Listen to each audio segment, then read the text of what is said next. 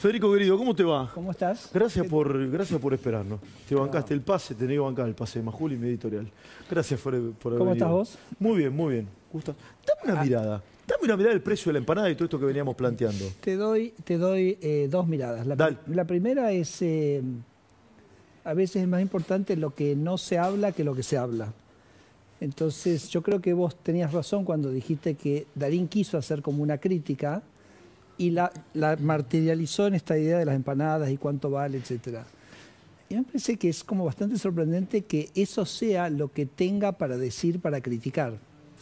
Porque acordate, nosotros venimos del kirchnerismo, vacunatorio VIP, nos negaron la vacuna, nos encerraron un año, nos dejaron 50% de pobres, la inflación absolutamente desbocada, default, o sea, mirá que había problemas, ¿no? Entonces hoy cuando vos querés corporizar una crítica a Javier Milei decís, bueno, no sé, me parece que la empanada está un poco cara, o no o saludó a esto, no saludó a esto. Entonces es como tomar contexto, ¿no?, del debate y los comentarios sobre el gobierno de Milei, sobre qué aristas son. No son sobre la inflación, no sobre el default, no es sobre el riesgo país, no sobre el hecho que sacamos 10 millones de personas de la pobreza. Entonces me parece que eso es como una primera cosa que a mí me parece buenísima, O sea, lo que de alguna manera... ¿Se habla con mucha liviandad, decís vos? No, lo que te estoy diciendo es, en el kirchnerismo nosotros podíamos venir y criticar al kirchnerismo con cosas atroces, con barbaridades, ¿me entendés? Sí. Nos dejaron 50% de argentinos en la pobreza, dejaron al 70% de los niños argentinos en la pobreza. Este es un gobierno que sacó a 10 millones de argentinos de la pobreza. Entonces, cuando vos querés hacer una crítica, decís, bueno, no lo saludó o habló de mal manera. Entonces estamos hablando de otro tipo de temas. Este es como el primer punto que te quería decir. El otro que me parece también interesante, y vos también lo acabás de decir, que creo que se lo escuché hoy a Lucas Liach, lo miré en un tuit de Lucas Liach de la mañana, estamos hablando de precios. ¿Vos lo dijiste? Sí. O sea, alguien te tira un precio y vos podés saber si ese precio es caro o es barato, porque hace 2 años en Argentina no podías ni siquiera tener esa conversación, ¿no? Y entonces me parece que eso también te habla de cómo las cosas en Argentina de a poquito, o quizás no de tan a poquito, sino bastante rápidamente se van normalizando. ¿Van a seguir cerrando organismos, Federico? Mirá, nosotros, el kirchnerismo hizo crecer mucho al Estado con un montón de organismos que se llaman organismos descentralizados. El organismo descentralizado... Nombrame uno, así yo entiendo. Claro, qué sé yo, ANMAT es un organismo, el INTA. El INTA, ok. Entonces, ¿cuál es la característica que tiene un organismo descentralizado? Que puede cobrar. Y cuando puede cobrar es una caja. Es una manera de crear una repartición del Estado con una caja. Porque si vos sos parte de la administración pública central, vos no cobrás, ¿correcto? Sos parte, sos una dependencia. Pero si vos sos un organismo descentralizado, vos tenés la potestad de cobrar, tenés la posibilidad de hacer caja. Cuando podés hacer caja, vos podés, bueno, contratar gente, expandir, aumentás.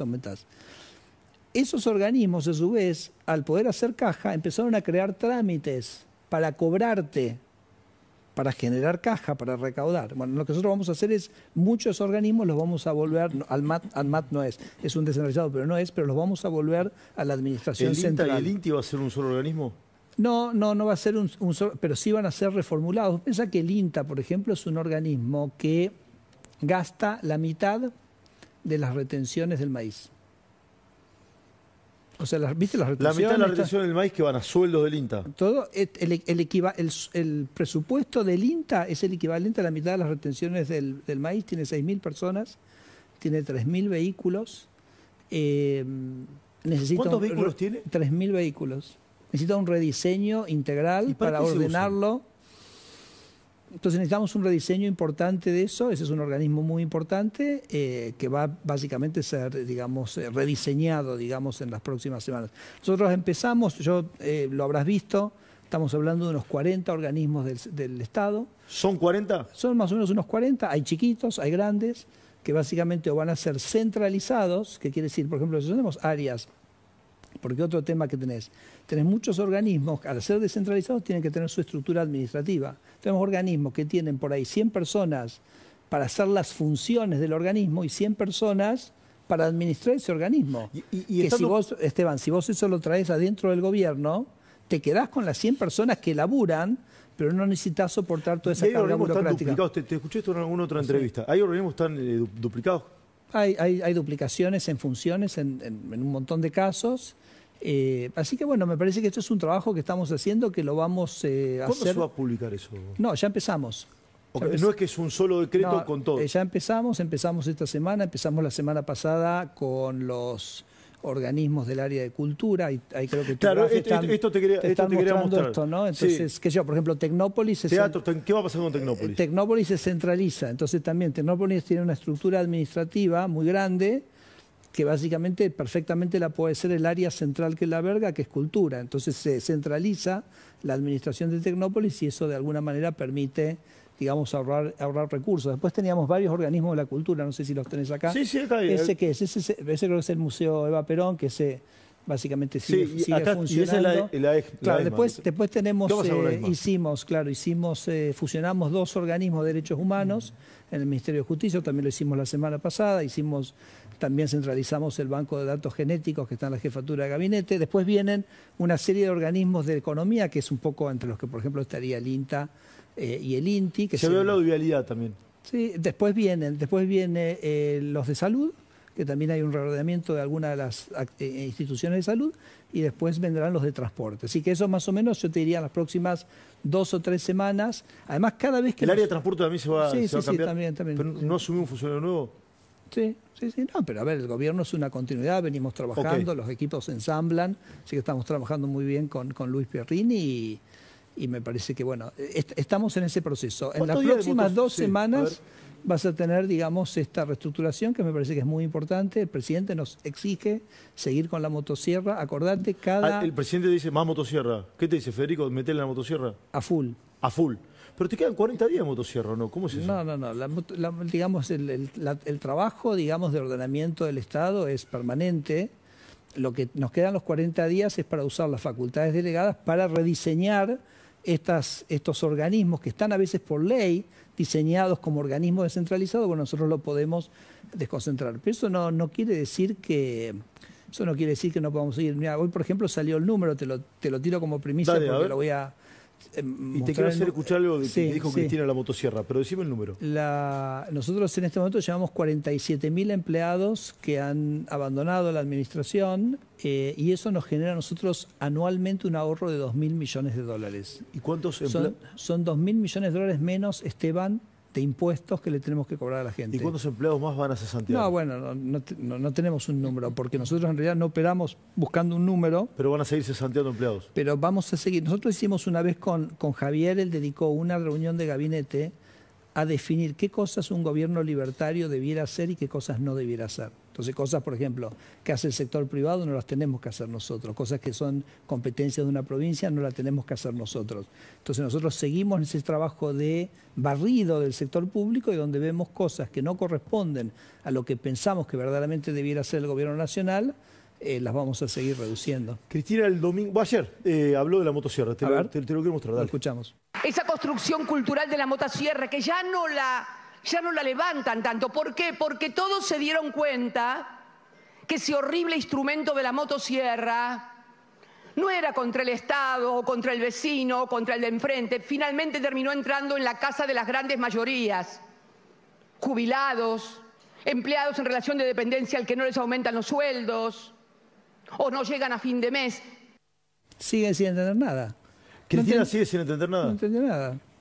Porque la motosierra es lo que permitió sacar de la pobreza a 10 millones de argentinos que ellos mandaron a la pobreza. La motosierra no es cruel. Es todo lo contrario.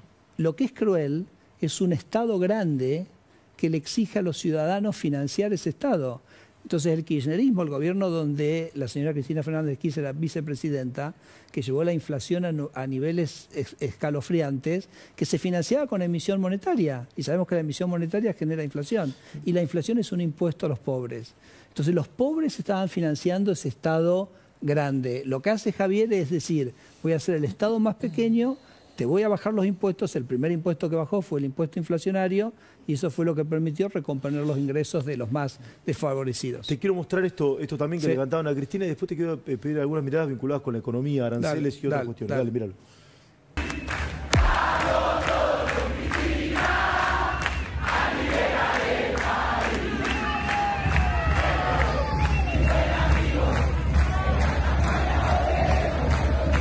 A nuestro productor le llama la atención que hablan de liberar, ¿no?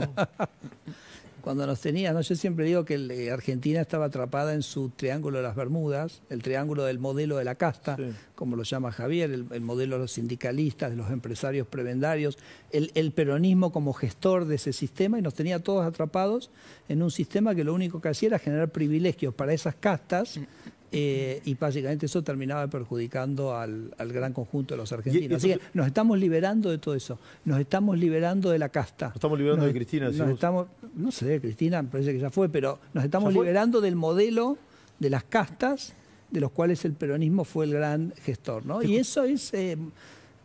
Decime, me vas a decir los aranceles, porque eso es la casta. Porque eso en es la otra casta. entrevista te escuché hablar, creo que de Tesla, si la memoria Sí. no me falla, con el tema de la quita de aranceles para importar más autos, Sí.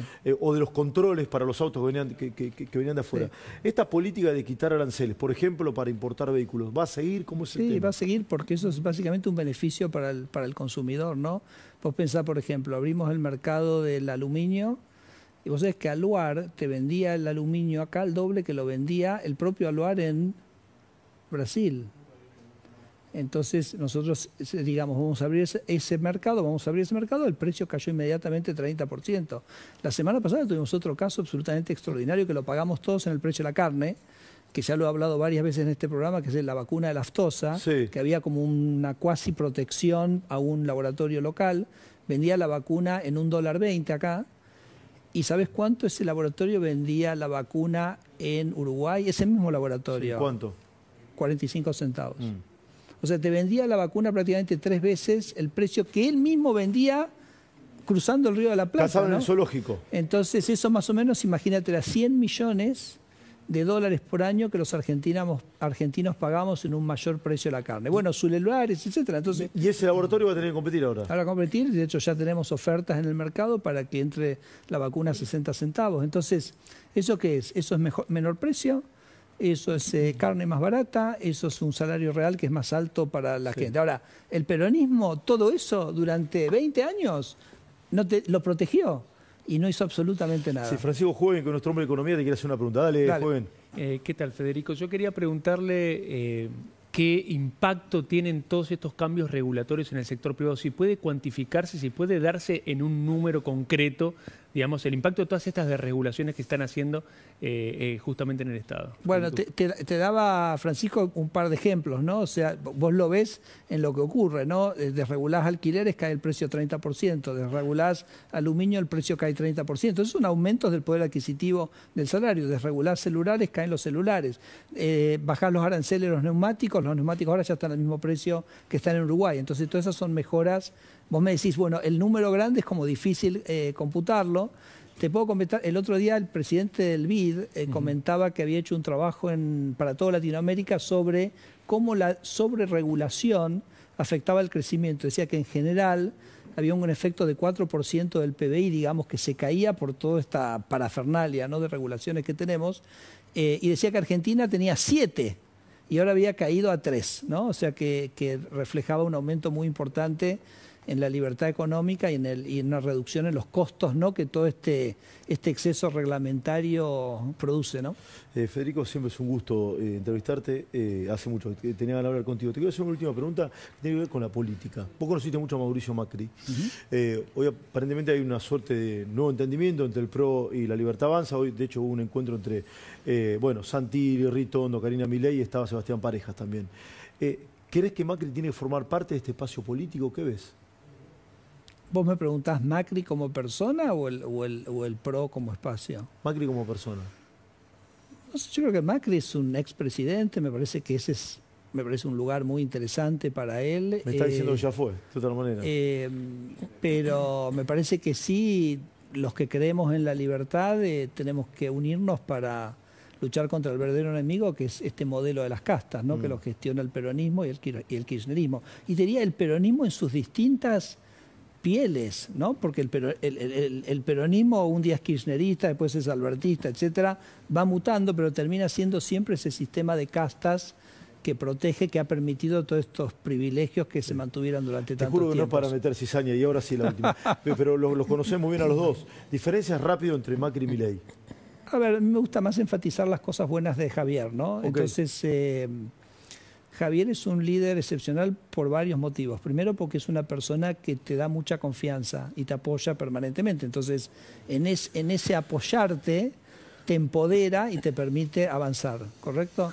Es una persona que da mucha libertad. Entonces podemos trabajar, es una persona que confía. Por supuesto, es una persona que si uno comete errores serios, te fuiste, ¿no? Entonces me parece que es un balance que me parece que es muy sano, una persona tremendamente cariñosa, más allá que vos quizás lo ves a él dando esa batalla cultural, ¿correcto? Pero interno hacia el equipo es una persona con una calidez y un cariño increíble, y me parece que sobre todas las cosas, a su vez, al equipo le da una extraordinaria claridad sobre lo que tenemos que hacer, ¿no? Y entonces él dice, nosotros queremos tener superávit fiscal, ese superávit fiscal lo vamos a lograr bajando el gasto, eso nos va a permitir bajar impuestos, y queremos que haya libertad económica, ¿no? Entonces, muchísima claridad, muchísima confianza, muchísimo apoyo, muchísimo afecto. Considero que es un líder verdaderamente excepcional. Federico, un gustazo. No. Sí, la próxima hablamos de fútbol, ¿te parece? No, No, de fútbol. Eso no. Gracias, Federico. Gracias, chao. Así seguimos, dale.